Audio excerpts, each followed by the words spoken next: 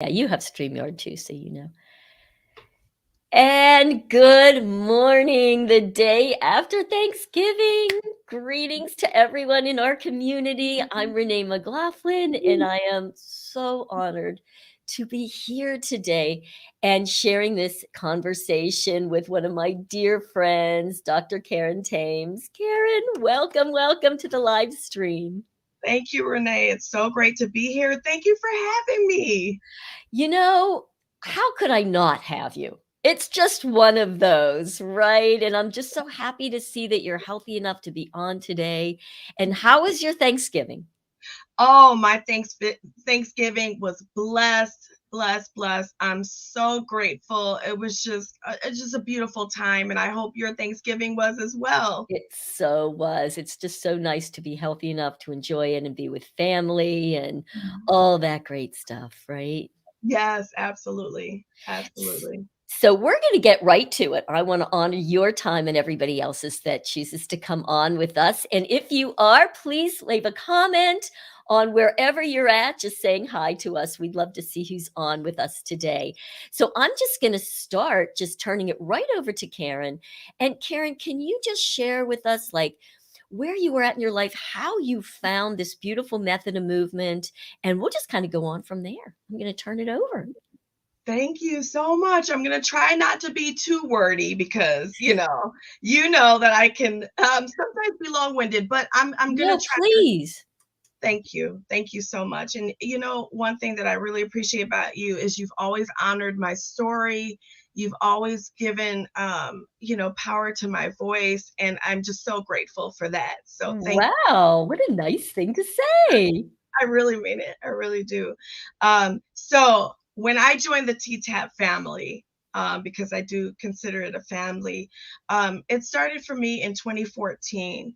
I had been dealing with a lot and in terms of my health, and so I was healthy until I wasn't. And I became symptomatic around 2006 and started developing some pretty crazy symptoms. Well, fast forward, I went undiagnosed for quite some time and ended up having or being diagnosed with a rare illness called Cushing's disease. And so, anyhow, as a result of some of my surgeries, I went from one end of the spectrum to the other, having now Addison's or adrenal insufficiency, in which basically my body has issues with cortisol. And if anyone in the audience wants to know more about that, I'm happy to share. But for the sake of time here, I will just say having cortisol issues is not fun at all. No. Not at all. And before you see a person who, like, I can walk for blocks and blocks, but at the time that I began T-Tap, I was completely bedridden at some point, and then eventually I graduated to a walker and a cane. And so things were not looking that great for me. Other than looking at my vision board every day that said walk, run, etc., I really had lost a lot of hope. And Oh, especially when we're dealing with invisible illness, and I can describe, what that is sort of defined as a little bit more as well, if people want me to. But what I will say is that the thing about invisible illness is most people don't know that you have these illnesses, right. right? So, like, they're likely to say things like, oh, just pull yourself up by your bootstraps and you'll be fine, or, take a nap, it'll be okay. Right. Not understanding that with these illnesses, I mean, they have a great impact. And so you can't just do this magical thing and wave a magical wand and then everything be okay. So Right. that was the frustrating part. The other thing about, invisible illness is that a lot of people get it mixed up where they think that it's only illnesses that don't have physical symptoms. And what I want to say about that is invisible chronic illnesses do have physical symptoms that might be very overt. So like with Cushing's, I put on 150 pounds in a year and a half Oh my because gosh. of the excess cortisol. So like obviously everyone sees that, right? I mean, you go from what my size was to twice my size. Oh, I can't even that to me would be like the biggest nightmare. I Oh cannot yeah. imagine. Yeah. It takes a mental toll because it's like I felt like I was trapped in an alien body. I didn't recognize myself. No Oh, one else recognized me, and I had no clue what was going on for the many years that I went undiagnosed. wow. So, but like some people might be like, well, physical weight gain, that's a very overt and very obvious symptom. And yes, that is correct. But with invisible chronic illness, what I want to convey is that people don't associate the disease with the symptom and Right. they don't know. So that's why it's invisible. It's not that my being, heavier was a secret. Everyone could see it. It's just that they attributed it to lack of diet and exercise, Right. being unhealthy. Perhaps you're eating too many candy bars a day or whatever, Right. Oh my gosh. right? So that's the part of it that's invisible. Same thing with adrenal insufficiency. There might be some like hyperpigmentation of the skin. There might be, loss, weight loss or fluctuations in weight because of being dependent on medical steroids. But the same idea here is that somebody won't be able to look at me and say, oh, you're sick or you have chronic Right. illness. So Right. that was difficult. So I was managing all of this, and I had a dear friend from the Cushing's community who went down a similar path as I did. And she said, have you ever heard of T-Tap? And I said, tapping? Because I I've been tapping, I'm tapping. And you're like, no, no, no, it's not that. It's not EFT. It's not the same thing as tapping. It's, it's basically having to do with a method of movement that, is not strenuous. It's considered, uh, no, like, no, it's not hyper. It's not something Not that aerobic, right, you're right, not jumping right. up It's and not down. yeah. So Right. definitely, I would like she had me at, she had me at that Right. exact. Anyway, so I was a little hesitant at first because if anyone's looked into T-Tap, it is quite unconventional, and the messages in the sense of the messages that you hear a lot are like no pain no gain, you've got to work out for 2 hours. There's no way I thought I could get off of a walker by doing methods of movement that didn't seem like I was like killing myself, Right. Right. in a gym or something like that. But Right. ultimately I said, you know what, it won't hurt. And I picked it up and I remember I started doing it. And then the 60-day challenge came, a handful of months later. And I was at a medical visit in Seattle, Washington. I'm from Chicago. Had no plans in joining the challenge, didn't even have workout clothes. And ultimately I was convinced to um participate in the 60-day challenge. And I felt very grateful and blessed to be one of the grand prize winners of that challenge. And I'll Okay, now tell you gotta stop there because that's a yeah, long way from here to here. So, yes, I'm just gonna ask you a couple of okay, all right, questions, okay? slow me down, yes, Alright, so definitely, number 1, there you are, you're on a walker, and you're yes, introduced to this method of movement, yes. and would you remember what workout did you start with? Yeah, so the initial workout that I started with was called More, Right, okay. and it was the workout that's if some of you remember More to Lose, Right. we More have the health challenges, More health challenges. right, more candles on the cake, that was how That's Teresa right. described it, okay. Alright, so Yes. you started doing the more, I And were started you able to stand enough to do the standing part, or did you kind of try the movements in a chair? well, so initially I did try the movements in a chair, Okay. because at that point, it's hard to even believe now, but I really couldn't stand effectively for more than a couple of minutes at a time. Right.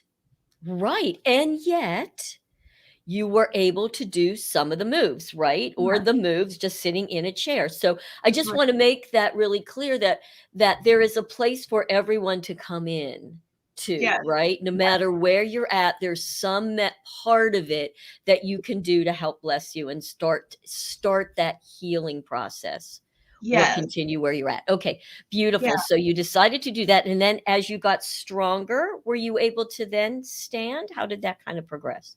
yes. So the progression, it did feel like magic at times, actually, to be honest, even though I was doing the work because I almost couldn't believe it. I mean, I struggled for years and years, and yes, I began to progress. So I started in the chair, and then I began to stand, and then I could stand for longer and longer. Wow. And that's the amazing thing about it is that, what I learned from T-Tap right away was that, you know, you're not everyone doesn't come in being expected to start at the same level.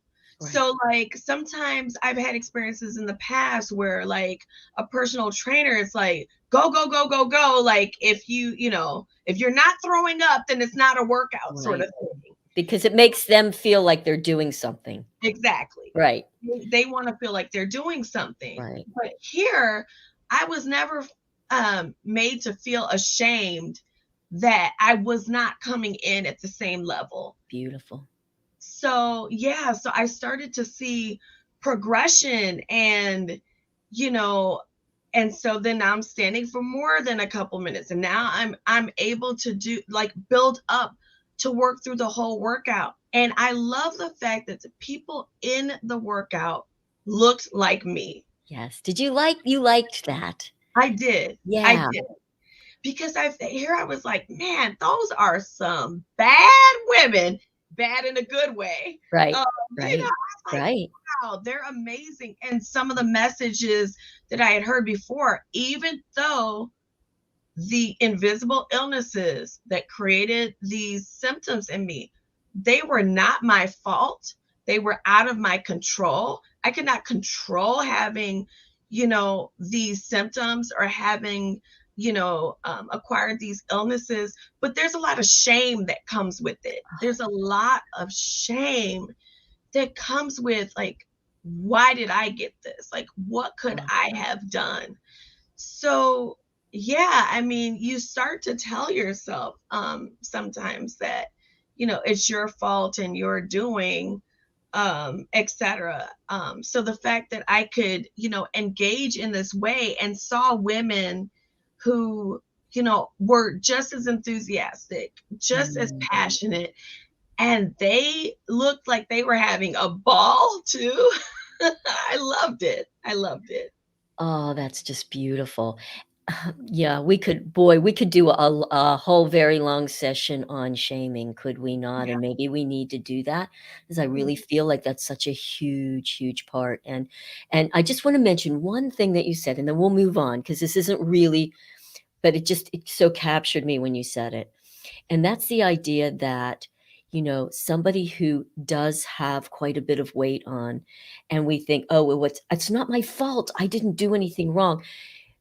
Even if you are somebody who is addicted to food, it's still Mhm. that's a physical disease. That's another invisible disease Mhm. that I don't care if you're eating candy bars every day, okay? Mhm. Still, there should be no shame around that, Right. right? It's an invisible disease, and to shame Mhm. anybody for any of that, we all have to look inside because when we're shaming others, it's something inside of us that's being triggered. It's never about that person. So thank you for that, letting me share that because that to me is really, really important. Mhm. Um, right. And I know it is for you as well. So, so interesting. So, who or how did you get convinced to join the 60-day challenge? Oh, wow. Remember? Yes, I do Okay. remember. So it was the same friend who I spoke of, who, she's actually from Seattle. And so there's a group of gals who, I've been traveling to Seattle since 2010 for medical. And Mhm. so there are a group of survivors like myself who are out there. And so she was one of them, and she was just like, "You are going to join the challenge, right?" And Okay. I'm like, no, I'm like, I don't have any clothes. I don't have anything to wear. She's like, come on, you have to join this challenge. There's no way you can't join it. And so I joined the challenge. And guess what, Renee? I decided to switch it up. This is how wild I was. Okay. I said, I'm ready to graduate to basic workout plus. Now, I had not done the basic workout plus ever. Right? And I was like, you know what? If I'm going to go through this challenge, I'm going to do it all the way. And I'm still going to, I needed convincing still, even after months of this. And, I'm saying to myself, I'm going to see through this 60-day challenge if I can switch things up and it's really going to be effective for me. And you will not believe the results. Tell me what happened. So I did get to tell my story and all of that, and tell about how, in my essay, because we wrote an essay and then we journaled, how many times we worked out and what workout it was, etc. So the first thing I want to say is, I had a 25-page essay, which I've still not been able to live down at all. Well, when you do it, girl, you do it. That's just the way that's how you roll. I was like, afterwards, I felt so bad for anyone who had to go through that essay. But so I explained in the essay that it was a 60-day challenge, but because of my challenges, I could not work out all 60 days. So I actually only worked out about, I want to say, about 35 of those 60 days. So that's the first thing I want to say. Perfect. Right, Yes, because it's not about doing it every day. That's that's that's right. not the idea. Okay. That's right. So, but I wanted to make a note of that, because when people hear 60 days, they're thinking it's like the full 60 days. They're Right. thinking, oh, it's some like, regimen that's so strict that you have to work out every single day. Right. Even without being able to work out the entire 60 days, my results were phenomenal. I got to the point of being completely ambulatory and completely mobile. So at that point, when I had started more, I had graduated from a walker to a cane, and I was still using the cane. I mean, I would have these falls and it'd be very scary. Right. And so during the 60-day challenge, I ditched the cane. Wow. Also, I lost 53 inches over my entire body, which, like, I looked like a completely different person. Like, it was just 53 inches. I could not believe it. I could not believe, and it's documented. Like, I wouldn't believe it unless I lived it. That working out 35 of a 60-day challenge, and to see a decrease in 53 inches over my body was just crazy. Just That's crazy. crazy. And it's a 50 now, you did the old basic workout plus, which is 18 minutes, right? Oh yeah, well, yeah, that video is actually 15 minutes. So I never worked out longer than 15 minutes. And it's fast. It It's is. too fast for me. So it's fast. It is. Yeah. Wow, that is just blow away amazing. Now, I have an idea in my own mind about why for you it might have been so effective, but do you have any idea, like, what about that particular workout? I even hate using the word workout, right? Method of movements, series of movements, let's just put it Right. that way, Right. made such a difference for you where you were, as opposed to doing anything else? Yeah, so for me, I think the first thing was I think it changed my mentality about movement towards rehabilitation. T-Tapp did. Ooh, okay. Because when I first started this, I mean, I literally had a shirt that said no pain, no gain. I have had that shirt for years and years and years. Wow. And I believed that unless I was, working out for 2 hours in the gym, it would not be effective.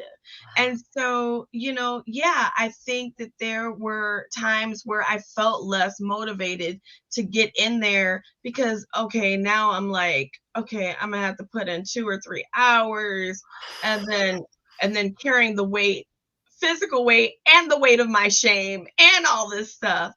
Whereas, I started to sort of change, there was a paradigm shift. I started changing my energy and mentality about it. Where, yes, at the end of it, every video or every session, where I'm being told, yes, you can. And I did. I believed that I could. Whereas before, I didn't necessarily believe that because I was so focused on I can't accomplish what everyone else is expecting me So to accomplish. interesting. Yeah, yeah. So Wow. that was the first thing.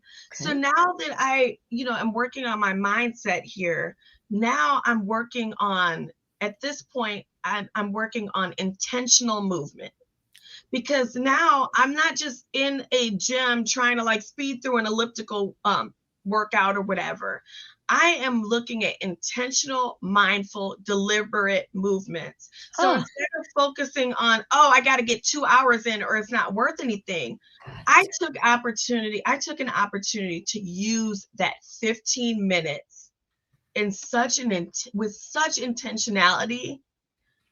I mean, I was like, I really, really, really wanted to, um, yeah, like I said, be deliberate, be oh, mindful, and be present with it. So yeah, every movement, I just made sure that I just even energetically just felt every single movement that I did. wow. Wow, Karen, that's so powerful what you just said. There's so much power to that.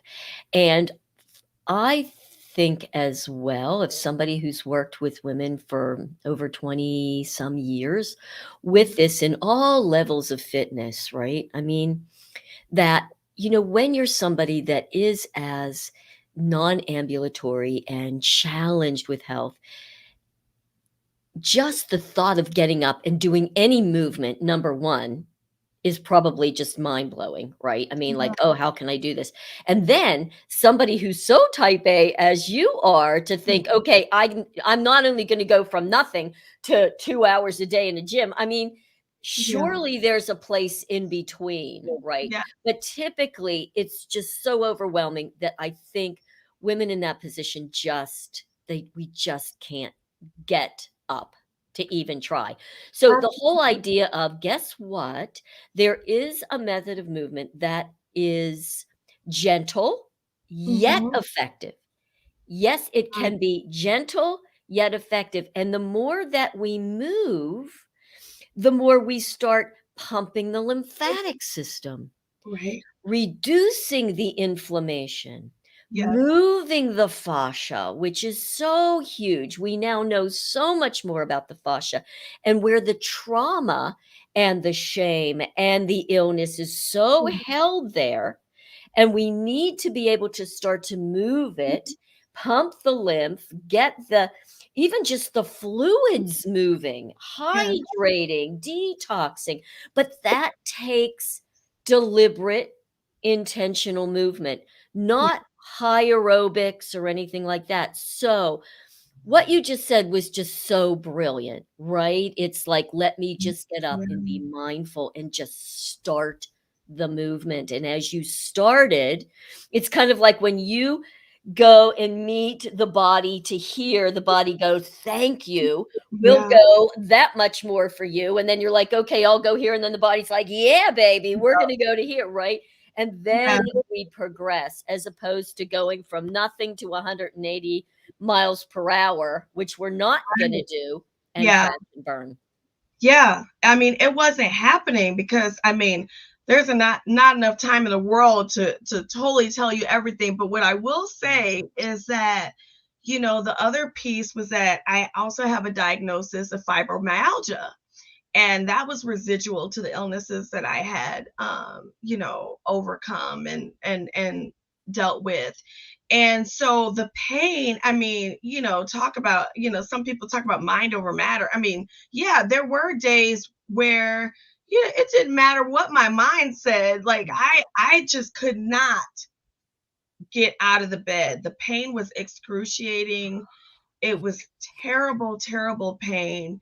And, to be able to have something that, like you said, gentle but effective, that Right. I didn't have to say to myself, oh, let me just, work my way through this and just be in so much pain to prove to myself and the Yeah. world that I'm doing something that Yeah. is worth anything. No, the message that I could be loving and kind and gentle to my body and myself, that allowed me to deal with the emotional pain and the physical pain. That's Yeah. a priceless gift. Oh, Karen, and I know that's so much of the message of the foundation that that you founded and are the Yeah. CEO, the Epic Foundation. And, I love to say to my ladies, it's like, can you love yourself back to health? Can we love? Don't use either exercise, Mhm. pro or con, as a punishment. Yeah. Right? You're either not gonna do it or you're gonna overdo it because we're gonna punish ourselves back in hell. It doesn't work like that anymore, Right. right? It's loving, using the movement to love yourself gently, Yes. gently, Yes. right back to health, and that's your I loved it when you said because it's a complete paradigm shift. Mhm. It is. Very much. Beautiful. Oh, I love that, and I think, Cushing's and Addison's, those are I'm making an assumption, so please tell me if I'm wrong. They're relatively rare conditions, Yes, yes? they are considered rare conditions. I mean, of course, I've met so many more people in the community that I can imagine, but they are rarely diagnosed, that's Right. for sure. That's the rarity. They have all these symptoms and they're not diagnosed. That's right. So, if you have those kind of symptoms, to look into that. Fibromyalgia is not rare. Mhm. It's huge, is it not? There are so many women that have it, and so many of the other symptoms that go along with it, which I have to imagine would be depression and Mhm. anxiety and just knowing you just don't have the physical energy, you've got pain and very invisible, right? Women can Mhm. look perfectly fine. What's wrong Absolutely. with you? Why can't you get up out of bed? You look fine, Yes. right? Yes. Yeah. I mean, you get a lot of the "you look fine, you look okay. Is this just an excuse?" Excuse. And fibromyalgia may not be rare, but it definitely is a diagnosis that has a lot of stigma attached to it, and not very many treating physicians Mhm. necessarily who have compassion towards pain. Or I will say that it's hard to find a physician who understands the complexities that come with a chronic pain disorder like fibromyalgia. Right, right, and understanding how to deal with pain and how to reduce the inflammation, which is Right, so huge, and it does require a multi-pronged approach. right, So, again, we're all saying, I know nutrition is so huge and finding what, chemical sensitivities and food sensitivities, and there's just lots that go around that. It's not, "Okay, here's one thing. Here's T-Tapp, and all your fibromyalgia will go away." So, we're definitely right. not saying that. And I know Karen's not either, just saying that, yes, this is a beautiful tool when, like any tool, used appropriately, Mhm. can really help to bring so much healing to an invisible illness. One of the things that you mentioned too that I just want to say as a shout out, I don't see her on here now, but I'll tag her, is our dear friend Catherine Smith. And Mhm. Kat also went from being on a walker, couldn't move, in horrible neck and shoulder pain, Yes. and saw T-Tap, saw Teresa on a PBS special and just started and went all the way from being on, I want to say like 23, 24 medications Was it that many or 12 minutes? Maybe I'm to 12. I might have doubled it. Mhm. 12, Yeah. 24. Oh, well. After a while, it's like, "Oh my It's god." okay, exactly. Give me the pill box. What do I take in this Right. moment? Yeah. It might have even been 12 as I'm thinking Yeah. about her story now was about 12. And I know I shouldn't be sharing somebody else's story, but she's come on before and we both Mhm. know her. Um, all the way down to none and becoming a T-Tap trainer. I Yeah. mean, because the movement made such a difference. And Yeah. that being said, she started where she could start, right? Just Mhm. in the chair because she couldn't stand. That was just a lot of commonality to your stories. Yeah. Um, and then the other commonality, I think, is that mindset. She had to shift the mindset Mhm. and the fact that both of you just kept going, Mhm. kept going. That now, when you start to feel a little something, you get hope.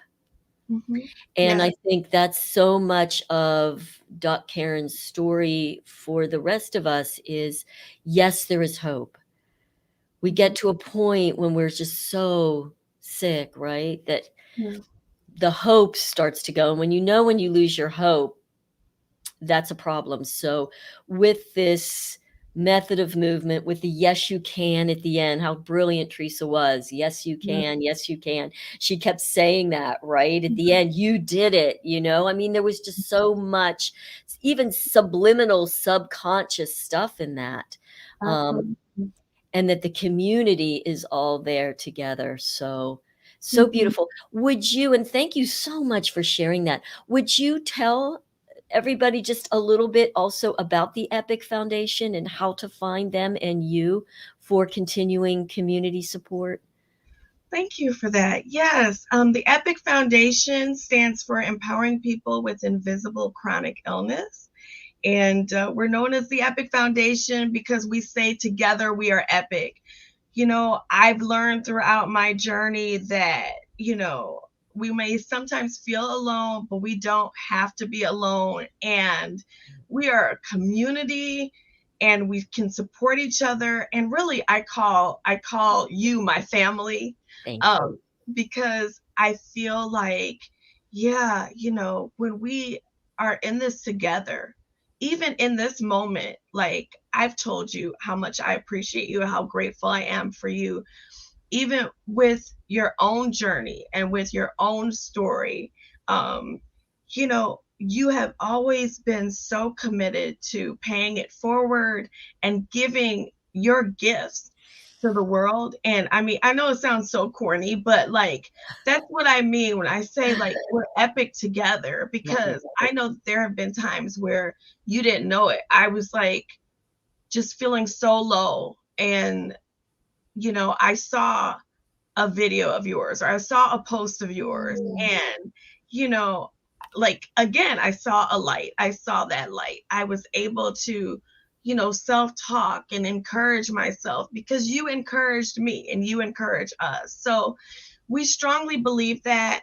My background is as a licensed clinical psychologist, and so I strongly believe in, understanding the whole person, mind, body, soul, right? Right. And really understanding the psychological journey and how impactful it is to deal with invisible, excuse me, chronic illness, and, the impact that it has on the mind.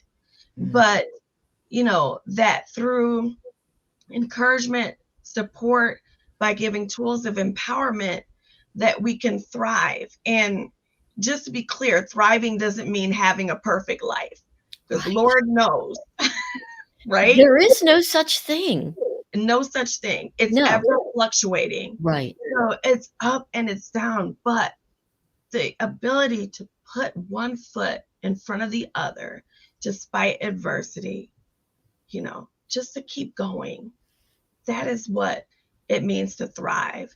And the definition of empower means to, make someone stronger in claiming their rights. So, you Mm. know, according to our mission statement, we empower others to thrive. We empower others to claim their right to thrive and to use whatever tools that they need to in order to, live their lives. Right. So, thank you. Our website is www.epictogether.org because, like I Beautiful. said, we're epic together. So, yes. Good. Oh, Karen, thank you for those kind words. I wasn't expecting that, and I appreciate it. And thanks to everybody that commented. I do appreciate that. And Karen, watching you go through, you're like the perfect role model for life goes up, life goes down, and you keep coming forward. And you're always the same thing, even with the little that you might get. You're like, okay, how can I help? How can I bring people together? Because it is together. And when we don't feel good, I know for myself too, have to be honest, my immediate reaction is to isolate, is to Yes. go, but right, we want to isolate. But you know what? An isolation, there's a time for that, Mhm. certainly. I'm not gonna say there isn't, but then there's also a time to come back, to reach out and Mhm. to ask for help. I know for me, asking for help is a huge issue, and Yeah. it's a place that needs to be healed, right? Because when we give, we get, when we get, we give, and it's that yin yang, right? And so when we don't ask for help, when we don't reach out, you're not giving somebody who could help that gift Mhm. of help, and vice versa. So again, I think it's also that beautiful circle Yes. of community, and you have definitely created that in your community, and I thank you so much for that. And I know we're getting into time, so I just want to also say, of course, thank you for taking time out of your holiday to Of speak with course. us. I so appreciate that. um, I am, you guys, doing a live class boot camp. I have a form tips class. It starts tomorrow, and then we start on Monday. But let me also say that if you have something, a chronic condition that really makes it challenging, where you're not ambulatory, but you really hear Karen's message and you'd love to maybe get some support around T-Tapp, just reach out to me. Sometimes it's better just to be more one-on-one so that I can truly see where you're at and give you more appropriate places to start and to move to. Because one of the other things that can be challenging is we then step into some class where we're not ready for it. And then we feel like we're failures, like we can't keep up with everybody. So just know time and place for that. Reach out to me for a little bit more one-on-one until you get to that place. But if you're already in that place and want to come live, we'll have that available for you as well. So good. Karen, you look great.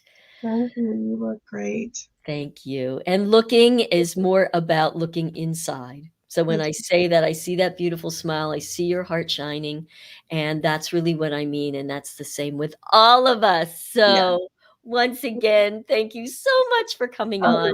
course. Of course. It was my pleasure. Thank you again. You're so welcome, and let's just slide on through this beautiful holiday season with love and with light for each other. That's right.